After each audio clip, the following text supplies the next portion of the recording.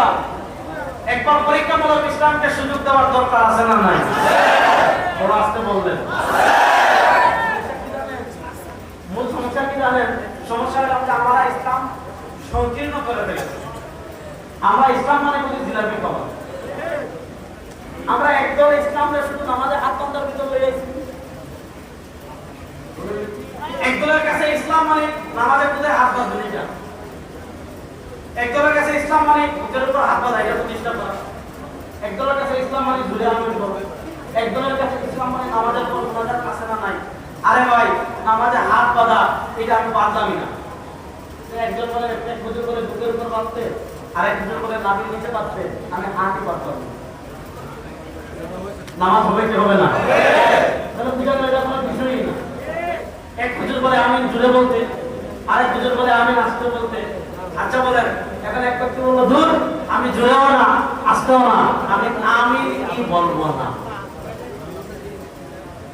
গায়রিল মাগদুবি আলাইহিম ওয়ালাদ-দাল্লিন, জুড়েও না আসতেও না, নামাজ হবে কি হবে না? তাহলে বোঝা গেল আমিন জুড়ে বলা আর কি আসতে বলা যে ইসলামের মৌলিক কোনো বিষয়ই না। নামাজে হাত পাতা যেমন ইসলামে আছে, আমিন কেমনে বলবেন এটাও যেমন ইসলামে আছে, রাষ্ট্র কেমনে চলবে এটা আছে না নাই? রাজনীতি ইসলামে আছে না নাই? বিচার ব্যবস্থা কেমনে চলবে ইসলামে আছে না নাই? তাহলে প্রশ্ন হলো আপনি এখানে আমিনই পাইলেন, আপনি এখানে হাত পাতাই পাইলেন, আপনি রাজনীতিও পাইলেন না, আপনি রাষ্ট্র ব্যবস্থাও পাইলেন না, আপনি অর্থনীতিও পাইলেন না, আপনি বিচার ব্যবস্থাও পাইলেন না। বুঝা গেল আপনি সকল মশলা নিয়ে যদি সাধারণ মানুষকে বিভ্রান্ত করেন, আমরা বুঝবো আপনার আসলে লাগা মন্ডর হাতে, অন্য আপনাকে নাচায় আপনিও নাচেন। এই যুগে মুসলমানদের বুদ্ধিবৃত্তিক দাসত্বের কথা বলছিলাম, ভালো করে শুনেন। এই যুগে মুসলমানদের বুদ্ধিবৃত্তিক দাসত্বের জায়গা হলো এই যুগে অত্যন্ত দৃষ্টিকটুভাবে মুসলমানদের উপর সেকুলারিজম চাপিয়ে দেওয়া হয়েছে। সেকুলারিজম মানে ধর্ম নিরপেক্ষতা। বলেন সেকুলারিজম মানে কি? সবাই আমার সাথে বলেন সেকুলারিজম মানে কি? বলেন আমরা ধর্ম নিরপেক্ষতা মানি না। সবাই হাত তুলেন, বলেন আমরা ধর্ম নিরপেক্ষতা মানি না। বলেন আমরা ধর্ম নিরপেক্ষতা মানি না। সবাই বলেন আমরা ধর্ম নিরপেক্ষতা মানি না। আমরা ধর্ম নিরপেক্ষতা মানি না। আমরা ধর্ম নিরপেক্ষতা মানি না। এই যে বড় যুবক আমরা ধর্ম নিরপেক্ষতা মানি না। আমাদের কাছে একমাত্র সত্য ধর্ম ইসলাম। বলেন আমাদের কাছে একমাত্র সত্য ধর্ম ইসলাম। আপনারা দেখেন তারা ধর্ম নিরপেক্ষতার কথা বলে। আপনি আফ্রিকা, আপনি তুরস্কে দেখেন, আপনি তুর্কিস্তানে দেখেন, আপনি উজবেকিস্তানে দেখেন, যারা ধর্ম নিরপেক্ষতার কথা বলে মূলত তারা ধর্ম নিরপেক্ষতার কথা বলে ইসলামকে মোছা দিতে চায়। এই সুযোগ থেকে আমাদেরকে আমাদের মাথায় তারা ঢুকিয়ে দিয়েছে ধর্ম নিরপেক্ষতা। ধর্ম নিরপেক্ষতাকে আমি একটু বিশ্লেষণ করি। আমাদের ধর্ম আর খ্রিস্টান ধর্মের একটা মৌলিক পার্থক্যের জায়গা আছে, ভালো করে শুনবেন। আমাদের ধর্ম এবং খ্রিস্টান ধর্মের একটা মৌলিক পার্থক্যের জায়গা আছে। যুবকরা আছেন আমার সাথে? আমাদের ধর্ম এবং হিন্দু ধর্মের একটা মৌলিক পার্থক্যের জায়গা আছে না নাই? সেটা বলে খ্রিস্টান ধর্মের মৌলিক থিম কি? খ্রিস্টান ধর্মের মৌলিক থিম হলো ধর্ম আলাদা, রাষ্ট্র আলাদা। বলেন খ্রিস্টানরা বলে কি ধর্ম আলাদা রাষ্ট্র আলাদা? বলে না, বলে না, ধর্ম আলাদা রাষ্ট্র আলাদা। ধর্ম আলাদা রাষ্ট্র আলাদা।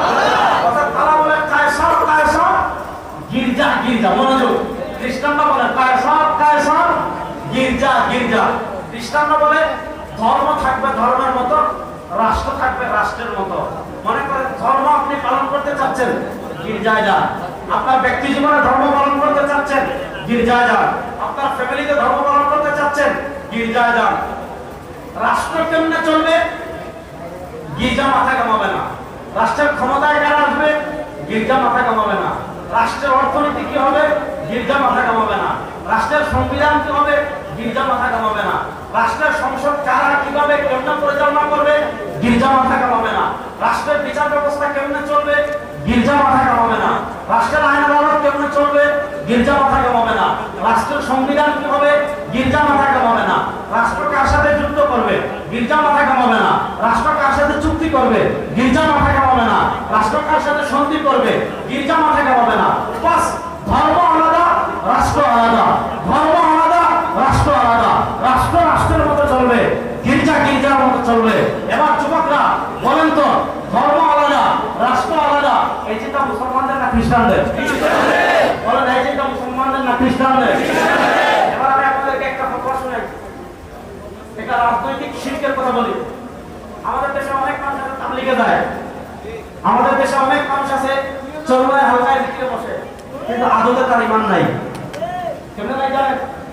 আল্লামা জাহিদ কাসরি রাহমাহুল্লাহ, আমার দাদা উস্তাদের উস্তাদ, আমার উস্তাদের মুহতারাম, বর্তমান বাংলাদেশের সবচেয়ে বড় আলেম, আমাদের জাতীয় মসজিদের সম্মানিত খতিব আল্লামা আব্দুল মালিক হাফিজাহুল্লাহ, আল্লাহ তাআলা তাকে সুস্থতার সাথে দীর্ঘ নেক হায়াত দান করুন। গত সপ্তাহে জুমায় তিনি জাতিসংঘের মানবাধিকার নিয়ে কথা বলেছিলেন, মনে আছে আপনাদের? আল্লাহ তাআলা তাকে আরো বেশি কথা বলার তৌফিক দান করুন। তার উস্তাদ হলেন শেখ আব্দুল ফাত্তাহ আবুদ্দার রাহিমাহুল্লাহ, 1470 হিজরিতে ইন্তেকাল করেছেন। তার উস্তাদ হলেন শেখ আল্লামা জাহিদ কাসরি রাহিমাহুল্লাহ, 1371 হিজরিতে ইন্তেকাল করেছেন। তার মাকালাতুল কাউসারিতে একটা প্রবন্ধ লিখেছেন, হুকমুল মুহাওয়ালাতি ফাসলুদ দ্বীন আনিদ দাওলা। সেখানে তিনি লিখেছেন, অর্থাৎ কোন মুসলমান যদি বলে ধর্ম আলাদা রাষ্ট্র আলাদা, আল মুসলিম ইযা তালাবা বিমিসলি যালিকা ফি সালামাতি আকলিহি, কোন মুসলমান যদি সুস্থ মস্তিষ্কে জেনে শুনে এই কথা বলে ধর্ম আলাদা রাষ্ট্র আলাদা, আল্লামা কাসরি রাহিমাহুল্লাহ ফতোয়া দিয়েছেন, তার ঈমান থাকবে না, সুযোগ তার হয়ে যাবে। আজকে আমাদের দেশে এই ধরনের মুসলমান আছে না নাই? তাবলীগে যায়, চরমনাইতে যায়, মাদ্রাসায় আসে, মসজিদেও আসে, কিন্তু মনে করে রাজনীতিতে ইসলাম লাগবে না, রাষ্ট্রে ইসলাম লাগবে না, অর্থনীতিতে ইসলাম লাগবে না, বিচার ব্যবস্থায় ইসলাম লাগবে না। শুনেন, আমরা সংসদে ইসলাম প্রতিষ্ঠা করতে পারিনি, আমরা বিচার ব্যবস্থায় ইসলাম প্রতিষ্ঠা করতে পারিনি, আমরা অর্থনীতিতে ইসলাম প্রতিষ্ঠা করতে পারিনি, কিন্তু বিচার ব্যবস্থা কেমনে চলবে এটাও ইসলামে আছে, অর্থনীতি কেমনে হবে ওইটাও ইসলামে আছে, সংসদ কেমনে চলবে, রাষ্ট্র কেমনে চলবে ওইটাও ইসলামে আছে, সংবিধান কি হবে ওইটাও ইসলামে আছে। এখন কেউ যদি বলে সংবিধানে ইসলামের দরকার নাই, রাষ্ট্রে ইসলামের দরকার নাই, বিচার ব্যবস্থা ইসলামের দরকার নাই, কেউ যদি বলে ইসলাম শুধু ঘরের জন্য আসছে, রাষ্ট্রের জন্য আসে নাই, বিচার ব্যবস্থার জন্য আসে নাই, অর্থনীতির জন্য আসে নাই, স্পষ্ট ভাষায় বলা দিচ্ছি, তার ঈমান থাকবে না, সমস্ত হবে। তাহলে এবার বলেন, ধর্ম আলাদা রাষ্ট্র আলাদা, এই চিন্তা মুসলমানদের না খ্রিস্টানদের? রাষ্ট্র কেমনে চলবে ইসলামে আছে না নাই? ইন্না সালাতি ওয়া নুসুকি ওয়া মাহইয়ায়া ওয়া মামাতি, আমাদের জীবন মরণ সব একমাত্র কার জন্য? বলেন আলহামদুলিল্লাহুম্মা মালিকাল মুলক তাবারাকাল্লাযী বিয়াদিহিল মুলক। আমাদের ঈমান, আমাদের আকীদা, ক্ষমতার মালিক জনগণ না, ক্ষমতার মালিক কারো বাপ না, ক্ষমতার মালিক কারো নেতা না, ক্ষমতার মালিক কারো নেত্রীও না, ক্ষমতার মালিক কোনো পীর না, ক্ষমতার মালিক কোনো গাউস কুতুব কেউ না। আমাদের ঈমান, আমাদের আকীদা, আমাদের বিশ্বাস, সকল ক্ষমতার মালিক একমাত্র কে? আল্লাহ। বলে বলে সকল ক্ষমতার মালিক একমাত্র কে? আল্লাহ।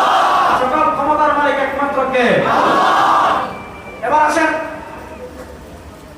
এই যে তারা বলে ধর্ম আলাদা রাষ্ট্র আলাদা, এই চিন্তাটা আমাদের মুসলমানদের ভিতর তারা ঢুকিয়ে দিয়েছে যে মতবাদ দিয়ে।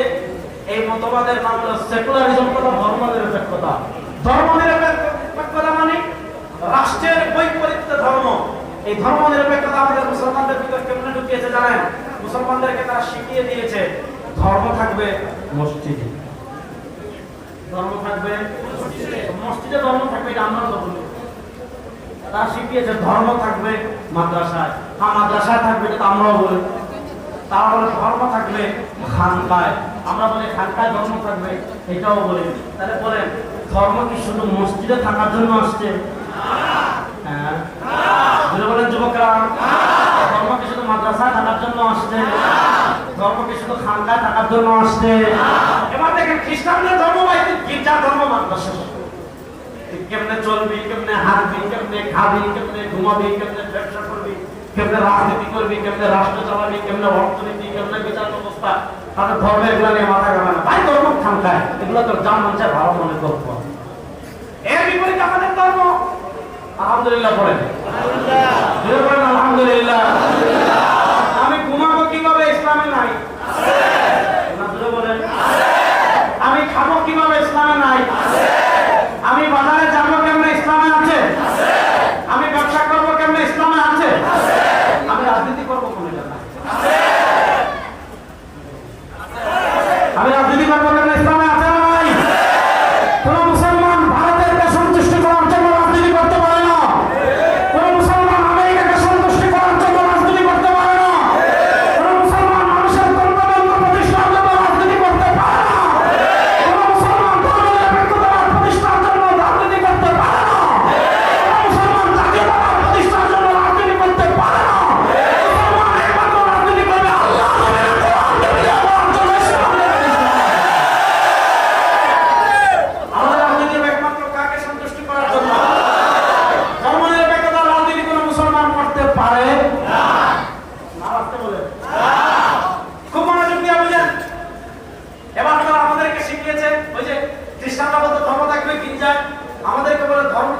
মসজিদে, ধর্ম থাকবে খানকায়, ধর্ম থাকবে মাজারে, রাজনীতিতে ধর্ম লাগবে না, বিচার ব্যবস্থায় ধর্ম লাগবে না, অর্থনীতিতে ধর্ম লাগবে না, হাইকোর্টে ধর্ম লাগবে না, সুপ্রিম কোর্টে ধর্ম লাগবে না, সংবিধানে ধর্ম লাগবে না। না, আমি হাঁটবো কেমনে এটাও আমার ধর্মে আছে, আমি খাবো কেমনে এটাও আমার ধর্মে আছে, আমি ঘুমাবো কেমনে এটাও আমার ধর্মে আছে, আমি বাথরুমে যাবো কেমনে, বের হবো কেমনে এটাও আমার ধর্মে আছে, আমি বিবাহ করবো কেমনে এটাও আমার ধর্মে আছে, আমি আত্মীয় স্বজনের সাথে আচরণ করবো কেমনে এটাও আমার ধর্মে আছে, আমি তথ্য সম্পত্তি বন্টন করবো কেমনে এটাও আমার ধর্মে আছে, আমি রাজনীতি করবো কেমনে এটা নাই। যুবকরা বলেন, যুবকরা বলেন আমি রাজনীতি করবো কেমনে এটা আমার ধর্মে আছে না নাই? রাষ্ট্র চালাবো কেমনে এটা নাই? হ্যাঁ, রাষ্ট্র চালাবো কেমনে এটা আছে না নাই? অর্থনীতি হবে কেমনে এটা আছে না নাই? সংবিধান হবে কেমনে আছে না নাই? আমার ইমান দীপ্ত প্রিয় জেনজি প্রিয় তারুণ্য নরসিংদী তারুণ্য আপনাদেরকে বলতে চাই, বাংলাদেশের বয়স 52 বছর হয়েছে, এই দেশের নেতার পরিবর্তন অনেকবার হয়েছে, এদেশের ক্ষমতার পরিবর্তন অনেকবার হয়েছে, এদেশে আমরা অনেকবার আন্দোলন করেছি, এদেশের মানুষ অনেকবার রাজপথে বের হয়েছে, এদেশের মানুষ অনেকবার পুলিশ সামনে বুক পেতে দিয়েছে, অনেকবার রক্ত প্রবাহিত করেছে, এদেশের মানুষের ভাগ্যের পরিবর্তন হয় নাই, চুরিকেও বন্ধ করতে পারে নাই, খুনকেও বন্ধ করতে পারে নাই, চাঁদাবাজিকেও বন্ধ করতে পারে নাই, দর্শনকেও বন্ধ করতে পারে নাই, টেন্ডারবাজিকেও বন্ধ করতে পারে নাই, ইফটিজিংকেও বন্ধ করতে পারে নাই, ব্যাংক ডাকাতিকেও বন্ধ করতে পারে নাই, শেয়ার বাজার লুটকেও বন্ধ করতে পারে নাই, আপনার দেশের টাকা বিদেশে পাচার করা কেউ বন্ধ করতে পারে নাই। রব্বে কাবা কসম করে বলি, আল্লাহর কসম কসম করে বলি, মাত্র 3 মাসের জন্য ইসলামকে ক্ষমতায় নেন, 3 মাসের জন্য কোরআনের আইন বাস্তবায়ন করার সব বন্ধ হয়ে যাবে। এজন্য তোমরা ইসলামকে ভয় পায়। শুনেন, আপনি মসজিদে বসে লা ইলাহা ইল্লাল্লাহ বলে খুশি, আপনি লা ইলাহা ইল্লাল্লাহ লা ইলাহা ইল্লাল্লাহ লা ইলাহা ইল্লাল্লাহ আপনি মসজিদে জিকির করবেন, তো মাশাআল্লাহ হুজুর অনেক বড় আল্লাহর ওলি। আপনি কবরস্থানে বসে লা ইলাহা ইল্লাল্লাহ লা ইলাহা ইল্লাল্লাহ লা ইলাহা ইল্লাল্লাহ টাকা দেখাবেন না, বাবা দেখাবেন না, আল্লাহ মুবারকি দিবে, আগরবাতি দিবে, জিলাপি দিবে, টাকা দিবে, পয়সা দিবে, কিন্তু আপনি যখন বলবেন রাজপথে বের হয়ে বলবেন, কারো বাপের স্লোগান দেব না, কারো দাদার স্লোগান দেব না, কারো নেতার স্লোগান দেব না, কারো নেত্রীর স্লোগান দেব না, আমাদের ঘরের স্লোগান, আমাদের রাজপথের স্লোগান, আমাদের রাজনীতির স্লোগান একটা, সেটা হবে লা ইলাহা ইল্লাল্লাহ। বলেন আমাদের স্লোগান হবে লা ইলাহা ইল্লাল্লাহ। আমাদের স্লোগান হবে লা ইলাহা ইল্লাল্লাহ। আমাদের স্লোগান হবে লা ইলাহা ইল্লাল্লাহ। আমাদের স্লোগান হবে লা ইলাহা ইল্লাল্লাহ মুহাম্মাদুর রাসূলুল্লাহ। আপনি যখন রাজপথে বলবেন লা ইলাহা ইল্লাল্লাহ, তেরা মেরা রিশতা কিয়া, লা ইলাহা ইল্লাল্লাহ। যে বলেন নবী হাত ধরে বলেন, তেরা মেরা রিশতা কিয়া, লা ইলাহা ইল্লাল্লাহ। তেরা মেরা রিশতা কিয়া, লা ইলাহা ইল্লাল্লাহ। তেরা মেরা রিশতা কিয়া, লা ইলাহা ইল্লাল্লাহ। যখন রাজপথে বলবেন লা ইলাহা ইল্লাল্লাহ, জঙ্গি আইছে। আপনি লা ইলাহা ইল্লাল্লাহ মসজিদে বলেন, ঠিক আছে, তাকে জিকির তো করতেই হবে অবশ্যই, কিন্তু লা ইলাহা ইল্লাল্লাহ শুধু জিকির, শুধু ধরে থাকার জন্য আসছে না, তাওহীদ রিসালাতের বার্তা রাষ্ট্রের সর্বোচ্চ পর্যায়ে প্রতিষ্ঠা করার দরকার আছে না নাই? বাংলাদেশে তো অনেককে দেখলেন, অন্তত একবার ইসলামকে রাষ্ট্র ক্ষমতায় নেওয়ার জন্য আমার মসজিদের জেনজি তারুণ্য কারা কারা প্রস্তুত আছেন দেখে হাত তুলে বলছেন। আল্লাহ তাআলা ইসলামকে বিজয় করার তৌফিক দান করুন, আল্লাহ তাআলা দ্বীনকে বিজয় করার তৌফিক দান করুন, আল্লাহ তাআলা ইসলামের পক্ষে আমাদেরকে অটল অবিচল থাকার তৌফিক দান করুন। আপনার প্রস্তুতির আগে বলতেন হুজুর আপনারা এখন মানুষ আগে বলতো ব্যাংকে এক করা যাবে, কিন্তু হুজুরদেরকে এক করা যাবে না, এটা বলতো না মানুষ আগে। হুজুর ব্যাংকে যেমন এক পাল্লায় রাখা যায় না, আলেমদেরকে যেমন এক পাল্লায় রাখা যায় না। আপনাদেরকে একটা সুসংবাদ দিয়ে যাচ্ছি, এবার সব আলেমরা ঐক্যবদ্ধ হচ্ছেন ইনশাআল্লাহ, সব ইসলামী দল ঐক্যবদ্ধ হচ্ছে ইনশাআল্লাহ। সব আলেম এবং ইসলামী দল ঐক্যবদ্ধ হয়ে যদি ডাকতে তন্ত্রমন্ত্র সাধারণ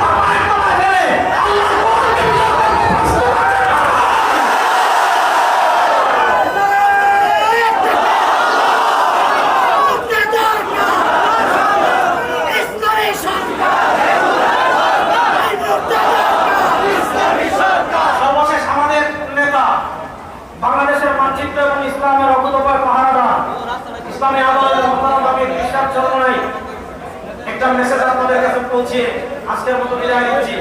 খ্রিস্টান চরমনায় বলেছেন, বাংলাদেশকে ইসলামকে বিজয় করা পর্যন্ত আমরা বিশ্রাম নেব না।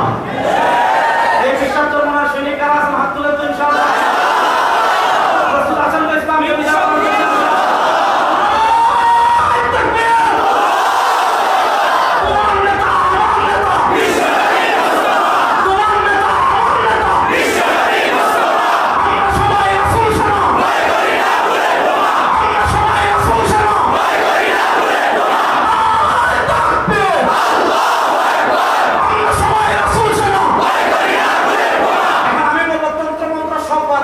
ইসলাম জিন্দাবাদ।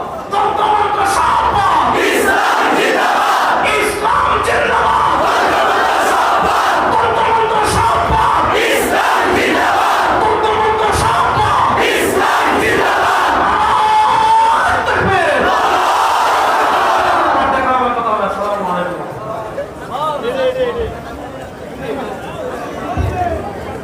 আলহামদুলিল্লাহ, এতক্ষণ যাবত আমাদের মাঝে